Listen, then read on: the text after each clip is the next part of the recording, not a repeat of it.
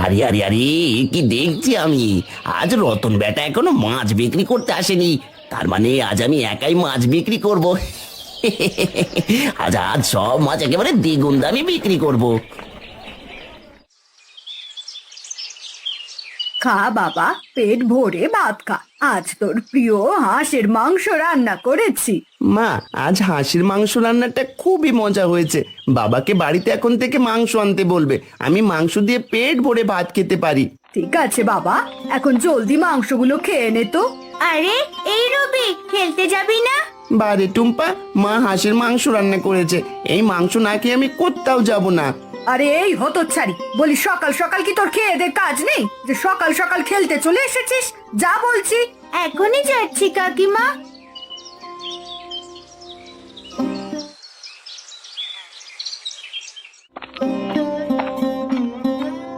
মা, ও মা, আমার যে খুব ক্ষুধা পেয়েছে, কিছু খাবার খেতে দাও না। তোকে কি খাবার খেতে দি বলতো মা টুম্পা? ঘরে যে কোনো খাবার নেই রে। বলো কি মা, তাহলে কি আজকে আমরা সবাই না খেয়ে থাকবো? সে জানি না রে টুম্পা, তোর বাবা সেই সকালবেলা মাছ ধরতে নদীতে গেছে, অথচ এখনো বাড়ি ফেরেনি যে। বলো কি মা, বাবা আবার কোনো বিপদে পড়লো না তো? না রে টুম্পা, অমন কথা মুখেও আনিস না। তোর বাবার কিছু একটা হয়ে গেলে যে আমরা না খেয়ে মরবো। মা, আমি একবার নদীর ধারে গিয়ে দেখে আসি বাবার কোনো বিপদ হলো কিনা। তোর যদি আবার কিছু একটা হয়ে যায়, তাছাড়া তুই তো ঠিক মতো সাঁতারও কাটতে পারিস না। না মা, আমার কিচ্ছুটি হবে না, আমি যাবো আর আসবো। ঠিক আছে টুম্পা, সাবধানে যা। আমি দেখি কিছু একটা রান্না করতে পারি কিনা।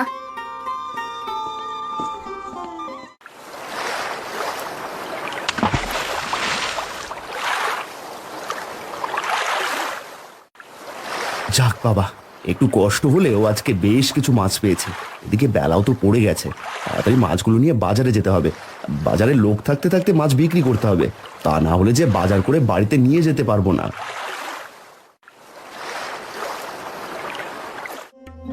আরে আজ হলোটা কি? ভাবলাম আজ দ্বিগুণ দামে মাছ বিক্রি করব, কিন্তু সেই কখন থেকে মাছ নিয়ে বসে আছি, অথচ একটা লোকও তো আমার কাছ থেকে মাছ কিনছে না। আমার মাছগুলো তো বেশ ভালো, বুঝলাম না তারপরেও কেন আমার থেকে কেউ মাছ কিনছে না। আরে ওই তো অত ছাড়া রতনটা এসে গেছে, এবার বুঝে আমার কপালটা পুড়লো। এই আসুন আসুন, একেবারে জলের দামে টাটকা মাছ নিয়ে যান। আসুন আসুন, জলদি করে আসুন, ফুরিয়ে গেলে কিন্তু আর পাবেন না। আরে এ কি দেখছি, আমি এতক্ষণ ধরে বাজারে মাছ নিয়ে বসে থেকেও একটা লোক পেলাম না, আর ও আসার সাথে সাথে একেবারে ভিড় জমিয়ে ফেলেছে। মানুষ জোর কাছে কি পায় আমি সেটাই বুঝতে পারি না। কি গো দাদা, মাছ নেবে বুঝি? তা কি মাছ নেবে বলো তো দেখি। এই বড় দেখে একটা কাতলা মাছ দাও তো, তবে তার আগে দাম বলে দাও। বেশি দাম হলে কিন্তু কিনবো না, আগেই বলে দিলাম। না না দাদা, তোমার কাছে বেশি দাম নেবো না, সবার কাছে এই রুই মাছ 300 করে বিক্রি করি, আর তুমি বরং এই মাছটার জন্য আমাকে 200 টাকা দিও। কি বললে? পুরো 200 টাকা? ওরে বাবা, 200 টাকা দিয়ে মাত্র একটা মাছ কিনে খাবো? আমাকে কি পাগল পেয়েছো? আহা, রাগ করছো কেন দাদা? আমি তো খুব বেশি চাইনি, এত বড় মাছটার জন্য মাত্র 200 টাকা চেয়েছি। না গো দাদা, তোমার মাছ তোমার কাছেই রাখো। এত দাম দিয়ে মাছ কেনা আমার পক্ষে সম্ভব না। আমি বরং রতনদার কাছ থেকে কম দামে মাছ কিনে নেব। দূর ছাতা, অনেক কষ্টে একটা লোক পেলাম, তাও আবার রতনের কাছে চলে গেল। না, আমার কপালটাই বুঝি খারাপ। যতদিন ওই হত ছাড়া রতন বাজারে থাকবে, ততদিন আমার ভাগ্য আর ফিরবে না। তবে যে করে হোক ওর একটা ব্যবস্থা করতে হবে। একবার হত ছাড়া রতনকে দেখে নিতে পারলে আমি একাই বাজারে মাছ বিক্রি করতে পারবো।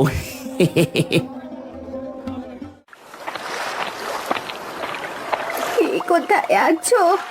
আমাকে সাহায্য করো, আমি যে একেবারেই হাঁটতে পারছি না। দয়া করে কেউ আমাকে বাঁচাও। আরে একে, এই রাজহাঁসটা তো দেখছি কথা বলতে পারে। কি হয়েছে রাজহাঁস, তুমি ডাকছো কেন? আমার পাটা যে ভেঙে গেছে, তুমি কি আমাকে সাহায্য করতে পারবে? যদি তুমি আমাকে সাহায্য করো, তাহলে আমিও তোমাকে সাহায্য করব। তোমার পা ঠিক করতে হবে তাই তো? ঠিক আছে, তুমি তাহলে আমাদের বাড়িতে চলো, আমি বাড়িতে নিয়ে তোমার পা ব্যান্ডেজ করে দেব। ঠিক আছে, আমাকে তাহলে জলদি তোমার বাড়িতে নিয়ে চলো।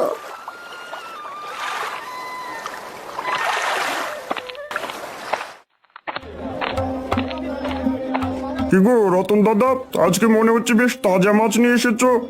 হ্যাঁ গো দাদা, আজ সকালে ভোরে নদীতে মাছ ধরতে নেমেছি, এই জন্য বেশ ভালো ভালো কিছু মাছ জালে উঠে এসেছে। হ্যাঁ তা তো দেখতেই পাচ্ছি।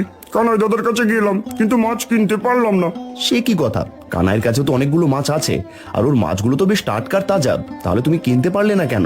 কি করে মাছ কিনবো বলো তো দাদা, একটা মাছের দাম 200 টাকা চাইলো, সেই মাছ আমি কি করে কিনি বলো তো।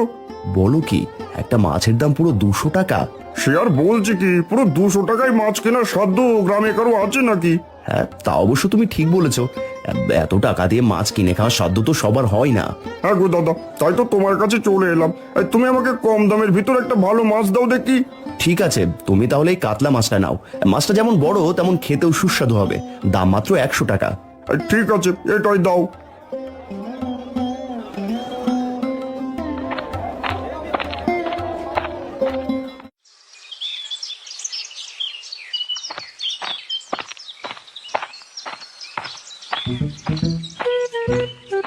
কি গো, তুমি সব মাছ নিয়ে ফিরে এলে যে? বলি একটা মাছ ওকে বিক্রি করতে পারোনি? কিভাবে মাছ বিক্রি করবো গিন্নি? ওই রতন যতদিন থাকবে ততদিন আমি একটা মাছও বিক্রি করতে পারবো না। কেন গো, হঠাৎ এই কথা বলছো কেন? ওই রতন আবার তোমার কি ক্ষতি করলো? ওই রতন আমার পরে বাজারে এসেও সব মাছ বিক্রি করে ফেলে, আর আমি সেই সকাল থেকে বসে আছি, অথচ কেউ একটা মাছও আমার থেকে কিনছে না। বলো কি, এভাবে চললে তো আমরা না খেতে পেয়ে মরবো। ওগো, তুমি এখনই এর একটা ব্যবস্থা করো। হ্যাঁ গিন্নি, আমি সেটা করতে আজ তাড়াতাড়ি বাড়ি চলে এসেছি। আর যে করে হোক ওই রতনের একটা ব্যবস্থা আমি করেই ছাড়বো। এরপর রতন বুঝবে কত ধানে কত চাল।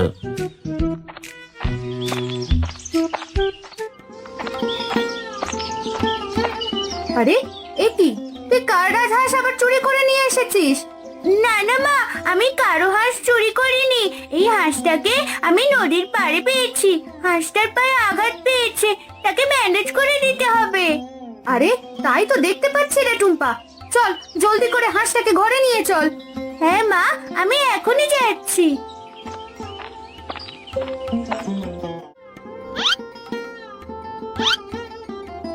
আমি তোমার পায়ে ব্যান্ডেজ করে দিয়েছি রাজহাঁস, এবার তুমি সুস্থ হয়ে যাবে।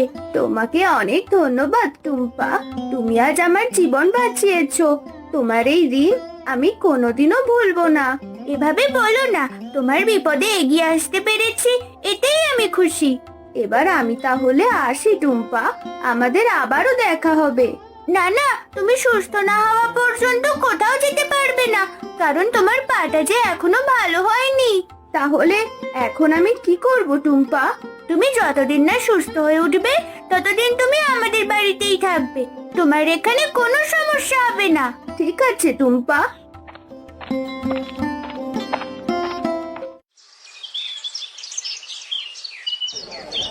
যাক বাবা, সবগুলো মাছ বিক্রি করতে খুব বেশি সময় লাগলো না। এখন যে টাকা পেয়েছি তাই দিয়ে তাড়াতাড়ি বাজার করে বাড়ি ফিরতে হবে। জানি না টুম্পার মালতী কতক্ষণ ধরে না খেয়ে বসে আছে। যাই, এবার সদাই কিনে তাড়াতাড়ি বাড়িতে যাই।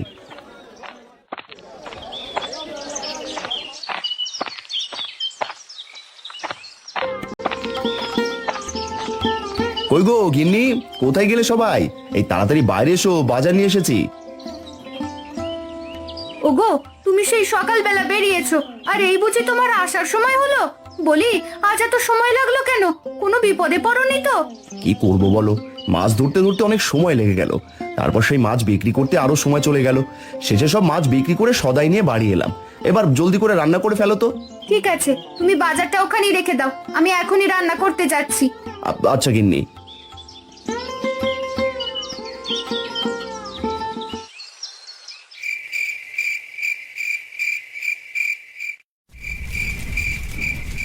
গিন্নি, এখনই উপযুক্ত সময় ওই রতনের 12টা বাজানোর। হ্যাঁ গো, সে তুমি ঠিকই বলেছো। এবার দেরি না করে সোজা রতনের বাড়িতে চলে যাও, তবে সাবধানে থেকো, কেউ যেন তোমাকে দেখতে না পায়। কেউ আমাকে দেখতে পাবে না গিন্নি, তুমি এখানেই থাকো, আমি বাকি কাজটা শেষ করে আসছি। ওগো শোনো, রতনের জালটা যে করেই হোক আজ আগুন দিয়ে পুড়িয়ে ফেলবে, বুঝেছো? হ্যাঁ গিন্নি, বুঝতে পেরেছি।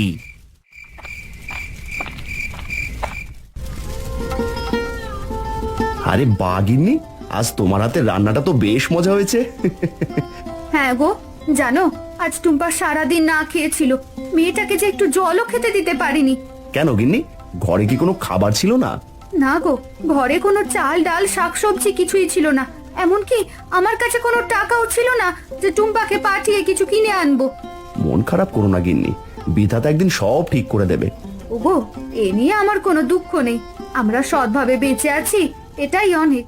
আর জানো গিন্নি, বাজারে শুধুমাত্র আমার থেকেই মানুষ মাছ কিনে নেয়, আর ওই কানায় শুধু শুধু সকাল থেকে সন্ধ্যা পর্যন্ত বসে থাকে। তার থেকে একটা লোকও কোনো মাছ কিনে না। ওগো, মানুষ কার কাছ থেকে মাছ কিনবে তা তো তাদের বিষয়। এটা নিয়েই তো ভয় হয় গিন্নি, আমার কাছে থেকে সবাই মাছ কেনে। এটা দেখে না জানি আমার প্রতি মনে মনে কানাইয়ের কত রাগ হয়। আমি তো ভয়ে আছি, কখন না জানি সে আবার আমার কোনো ক্ষতি করে বসে। ওগো, বিধাতার উপর ভরসা রাখো, দেখবে আমাদের কিচ্ছু হবে না। হ্যাঁ, এইটুকু ভরসা নিয়েই তো বেঁচে আছি।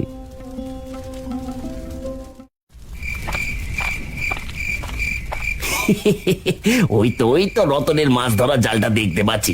ওই জালটা একবার পুড়িয়ে ফেললে ওই রতন আর কোনোদিনও মাছ ধরতে পারবে না। এতে করে আর কখনো মাছও বিক্রি করতে পারবে না। তখন আমি একা একা বেশি দামে মাছ বিক্রি করব।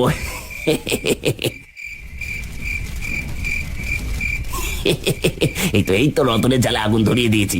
এখন থেকে আমি একাই বাজারে মাছ বিক্রি করব, আর সবাই দ্বিগুণ দামে আমার থেকে মাছ কিনবে।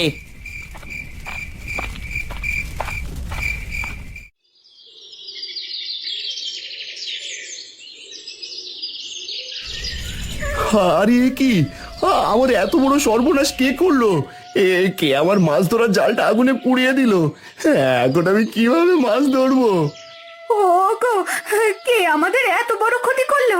আমরা তো কারো কোনো ক্ষতি করিনি, তাহলে আমাদের সাথে এমনটা কেন ঘটলো? গিন্নি, আমাদের যে সব শেষ হয়ে গেল, আমরা যে নিঃস্ব হয়ে গেলাম গিন্নি। এখন আমাদের কি হবে? ওগো, কেঁদো না, দেখবে বিধাতা আমাদের জন্য কিছু না কিছু একটা করবেই। মা, বাবা, তোমরা কাঁদছো কেন? কি হয়েছে তোমাদের? আর বলিস না টুম্পা, গতকাল রাতে কে যেন তোর বাবার মাছ ধরার জালটা আগুনে পুড়িয়ে ফেলেছে। বলো কি? এখন তাহলে আমাদের কি হবে বাবা? তুমি কি একটা নতুন মাছ ধরার জাল কিনতে পারবে না? না রে টুম্পা মা, নতুন জাল কেনার মতো টাকা যে আমার কাছে নেই। তবে তোর মা বলল তোর কাছে নাকি একটা রাজহাঁস আছে, ওটা বিক্রি করলে একটা নতুন জাল কিনতে পারবো। না না বাবা, ওই রাজহাঁস অসুস্থ, আমি তাকে কখনোই বিক্রি করব না।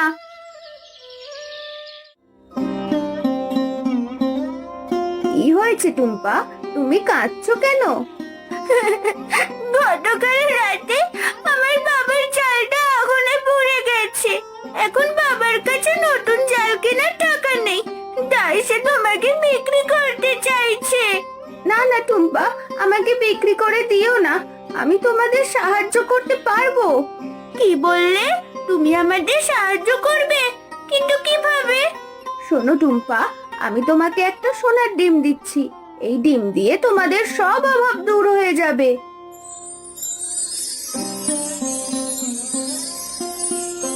আরে, এ কি দেখছি আমি? এ তো সত্যি সত্যি সোনার ডিম। তুমি এখানেই থাকো, আমি বাবা মাকে দেখিয়ে আসছি।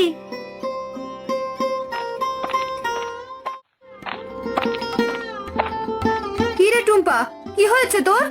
মা, এই দেখো আমি কি নিয়ে এসেছি। আরে এ কি টুম্পা, তুই এই আজব ডিমটা আবার কোথা থেকে নিয়ে এলি? বাবা, যে হাঁসটাকে আমি নদীর পাড়ে পেয়েছিলাম সেটা আমাকে দিয়েছে। আর এটা কোনো সাধারণ ডিম নয় গো, এটা হলো সোনার ডিম। কি বলছিস রে টুম্পা, এই হাঁস সোনার ডিম দেয়? তুই এসব কি বলছিস টুম্পা? তোর মাথাটা কি খারাপ হয়ে গেল নাকি? মা, আমি যা বলছি তা একদম ঠিকই বলছি। এই দেখো, হাঁসটার সোনার একটা ডিম আমি নিয়ে এসেছি, একেবারে টাটকা সোনার ডিম। আরে এসব আমি কি দেখছি রে, এ তোমার কিছুতেই বিশ্বাস হচ্ছে না।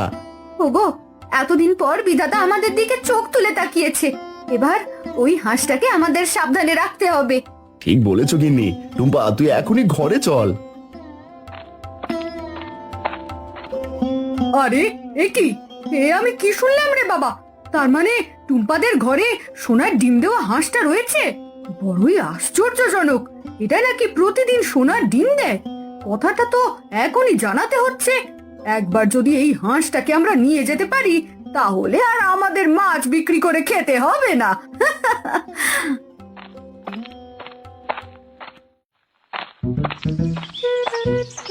ওগো, ওদিকে তো ঘটনা ঘটে গেছে। কেন গগিন্নি, কোথায় আবার কি হয়েছে? টুম্পাদের বাড়ির সামনে থেকে আসছিলাম, হঠাৎ দেখলাম টুম্পা একটা সোনার ডিম নিয়ে এসেছে, আর সোনার ডিম দেওয়া হাঁসটা ওদের ঘরের ভেতরে। তুমি এসব কি বলছো গো? সোনার ডিম দেওয়া হাঁস এ কি করে সম্ভব? আমি একদম ঠিক কথা বলছি, একটু আগে আমি নিজের চোখে সব দেখে এসেছি। তাহলে তো বিষয়টা নিয়ে ভালোভাবে ভাবতে হচ্ছে দেখছি। কোনো ভাবাভাবি নেই, ওই হাঁসটাকে আমি আমাদের বাড়িতে দেখতে চাই। ওই হাঁসটাকে পেলে আমাদের আর কোনো অভাব থাকবে না। কিন্তু কিভাবে ওই হাঁসটাকে আমরা আনবো গিন্নি? ওগো, আমাদের লুকিয়ে থাকতে হবে, ঝোপ বুঝে আমাদের কোপ মারতে হবে। এইবার বুঝতে পেরেছি তুমি কি বলতে চাইছো। এই যেদিন জলে ছাড়তে যাবে ওই দিন আমি ওদের চোখে ফাঁকি দিয়ে সোনার ডিম পাড়া হাঁসটা নিয়ে আসবো।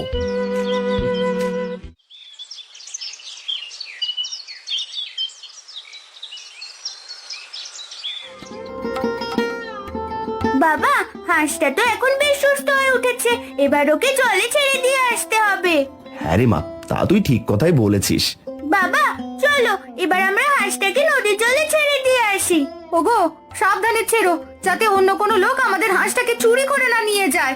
মা, আর কেউ তো জানে না যে এই হাঁসটা সোনার ডিম দেয়, তাই এই হাঁস কেউ চুরি করে নিয়ে যাবে না। ঠিক আছে, তোরা তাহলে এবার ওকে ছেড়ে দিয়ে আয়।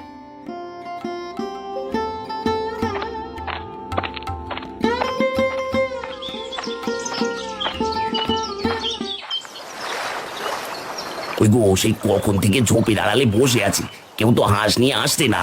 তুমি অল্পতেই কেন যে এত বিরক্ত হয়ে ওঠো আমি বুঝি না। ধৈর্য ধরে বসে থাকো, একবার শুধু হাঁসটাকে পেতে দাও। হ্যাঁ, সেই কখন থেকে ধৈর্য ধরেই বসে আছি, কিন্তু কাজের কাজ তো কিছুই হচ্ছে না।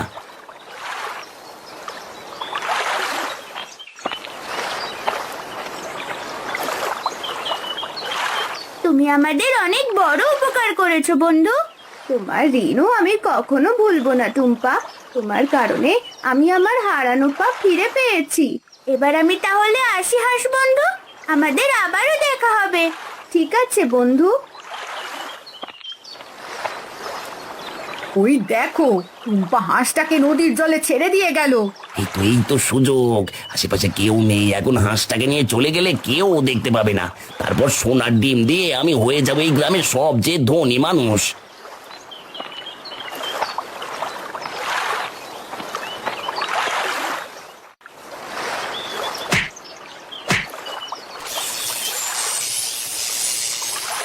হায় হায়, এ আমার কি সর্বনাশ হয়ে গেল! মানুষটা যে আমার চোখের সামনে মাছ হয়ে গেল। এখন আমার কি হবে গো? আমি এখন কার সাথে থাকবো? এত লোভ করা আমার একদমই ঠিক হয়নি। হে বিধাতা, তুমি আমাকে ক্ষমা করে দাও।